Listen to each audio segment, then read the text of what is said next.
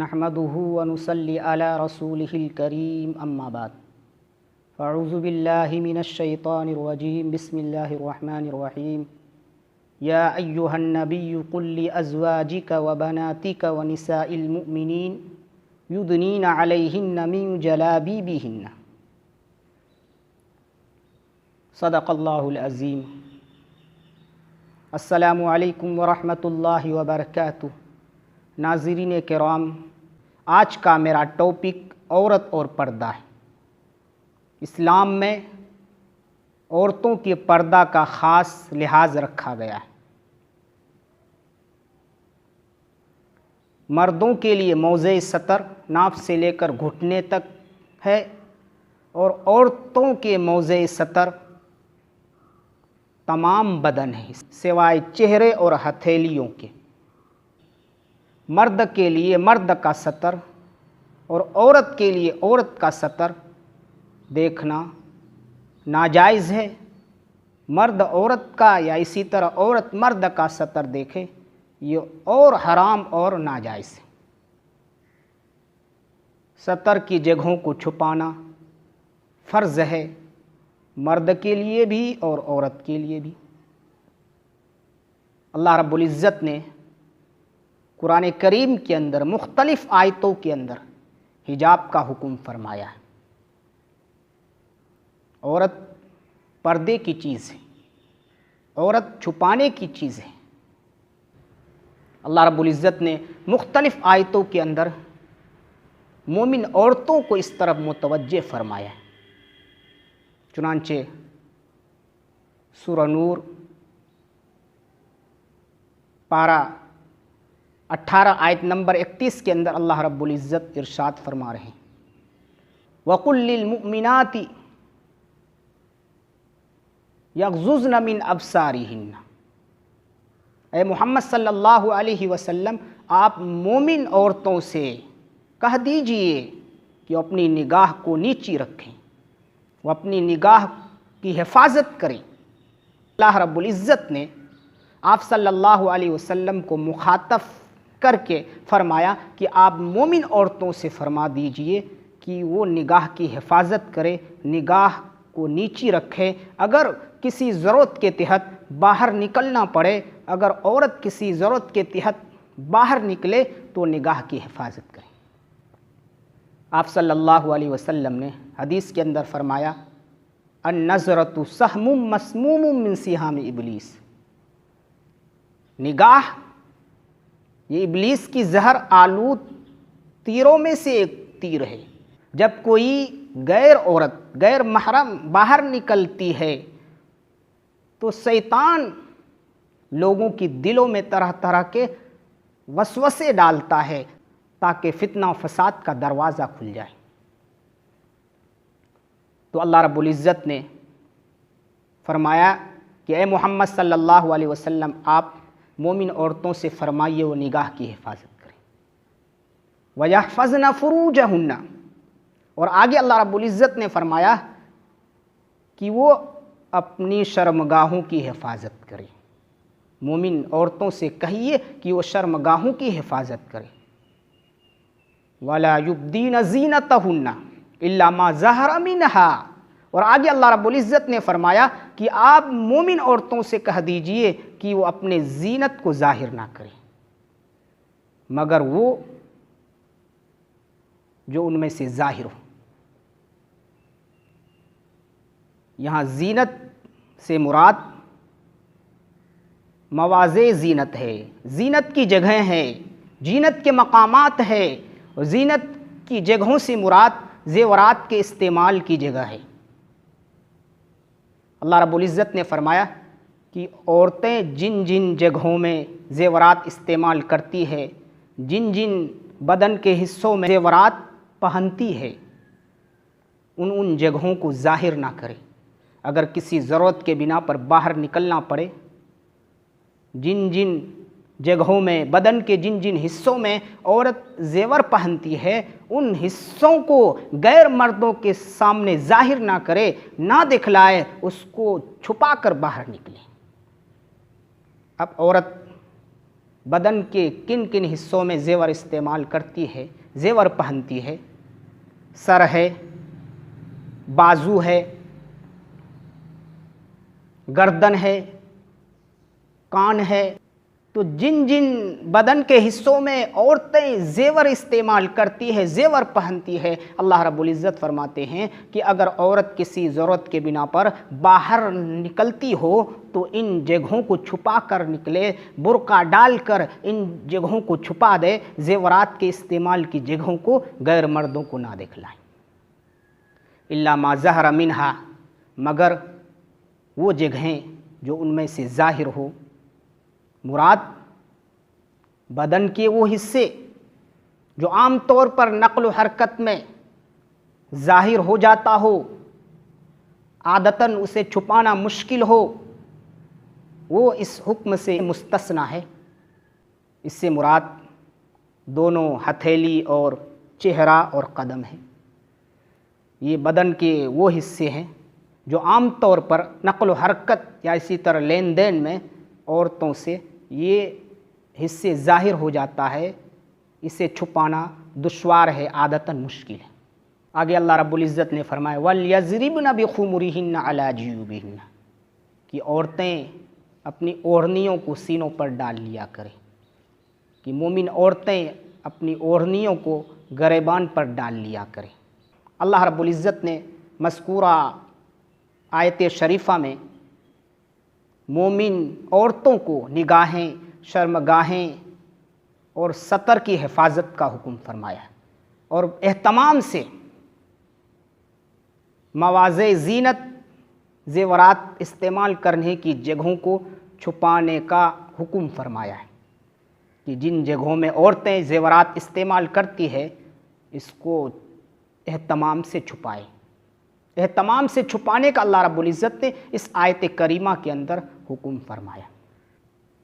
اسی طرح اللہ رب العزت نے سورہ احزاب پارہ 22 آیت نمبر 59 کے اندر فرمایا یا ایھا النبی قل لازواجک وبناتک ونساء المؤمنین، اے نبی آپ اپنی بیویوں اور بیٹیوں اور تمام مسلمان عورتوں سے فرما دیجئے یدنین علیہن من جلابیبہن، کہ اپنے اوپر چادر ڈال لیا کریں۔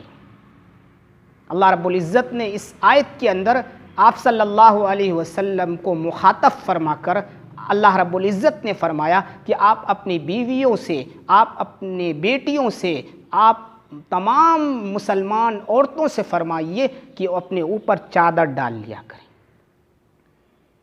جلابیب یہ جلباب کی جمع ہے۔ جلباب اس چادر کو کہتے ہیں جو بڑی ہو کہ پورے جسم جس سے ڈھک جائے، چھپ جائے، اس سے جلباب بولتے ہیں۔ اللہ رب العزت نے فرمایا کہ اگر عورت کسی ضرورت کے تحت باہر نکلتی ہو، اگر عورت کسی ضرورت کے تحت باہر جائے تو بڑی چادر، چھوٹی اوڑھنے کے اوپر بڑی چادر سر سے لے کر پاؤں تک ڈھک کر جائے۔ آج کل کے زمانے میں جو برقع ہے وہ بھی اسی چادر کے قائم مقام ہے، لہٰذا باہر نکلے تو برقع کا استعمال کرے۔ اس آیت کے اندر اللہ رب العزت نے پردے کا حکم فرمایا۔ ناظرین کرام، شرعی پردے کے 3 درجے ہیں۔ اعلیٰ اور بہتر درجہ یہ ہے کہ عورت جو ہے گھر کے اندر اپنے وقت کو گزارے، گھر کے اندر کام و کاج کرے، اللہ کی عبادت کرے۔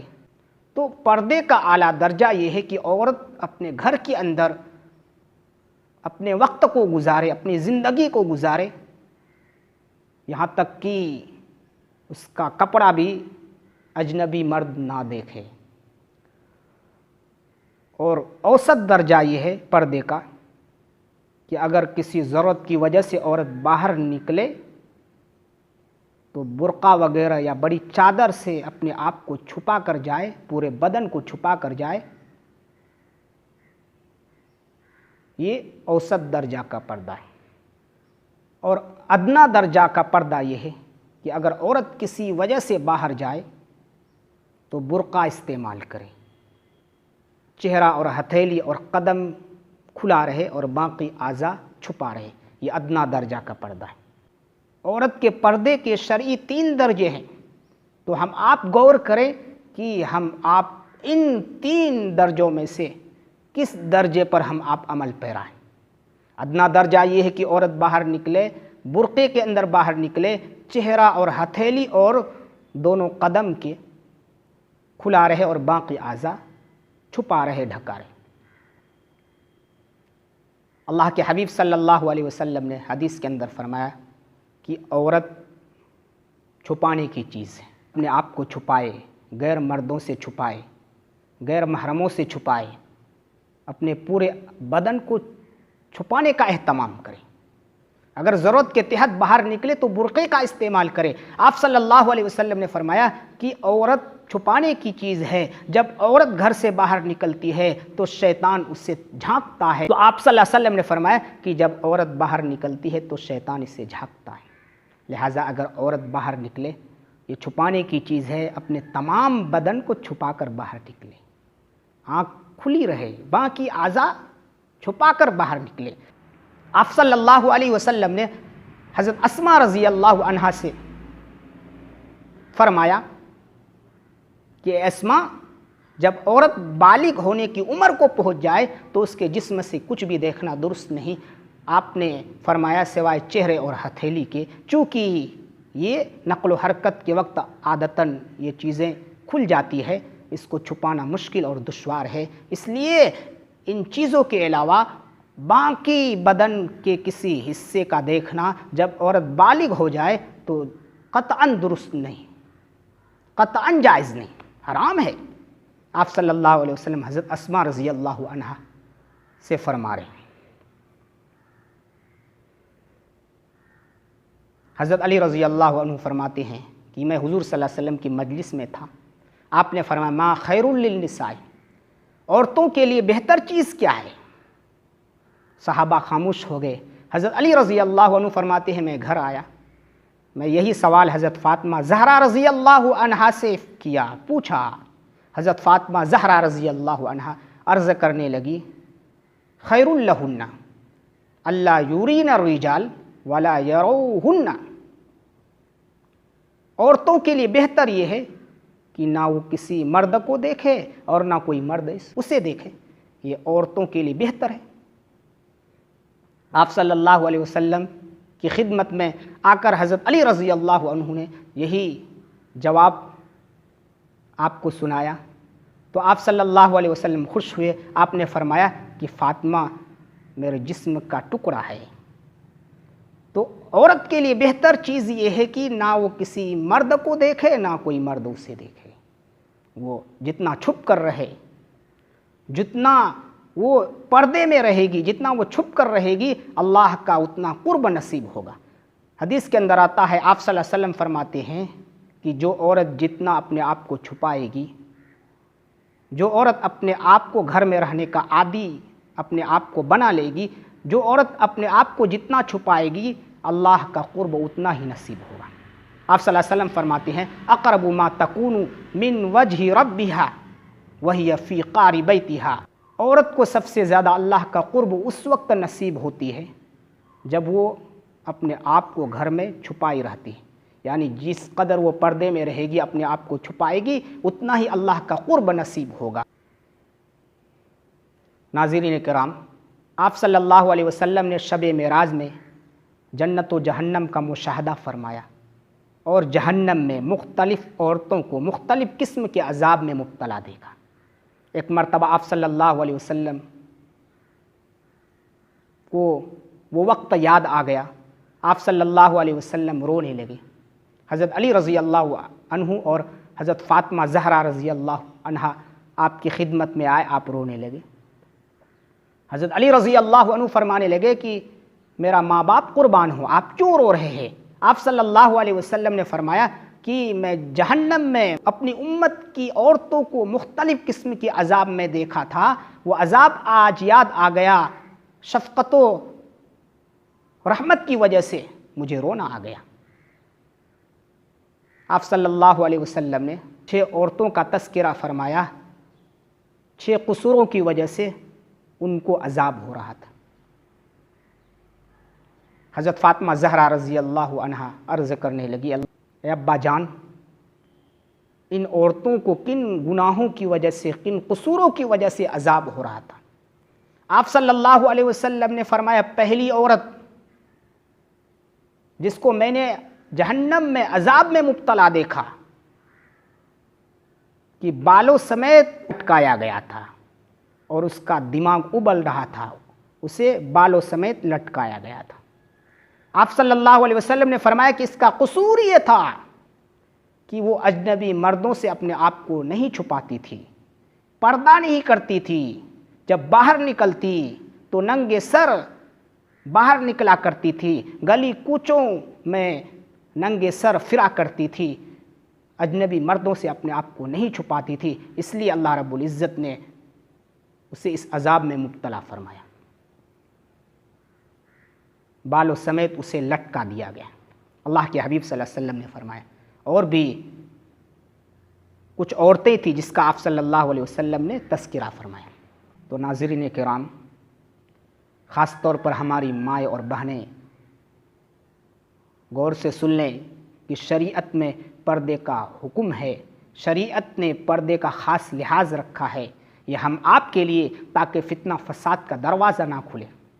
لہٰذا فقہا فرماتے ہیں کہ اگر کوئی عورت باریک دوپٹہ یا اوڑھنی استعمال کر کے نماز پڑھے تو اس کی نماز نہیں ہوگی۔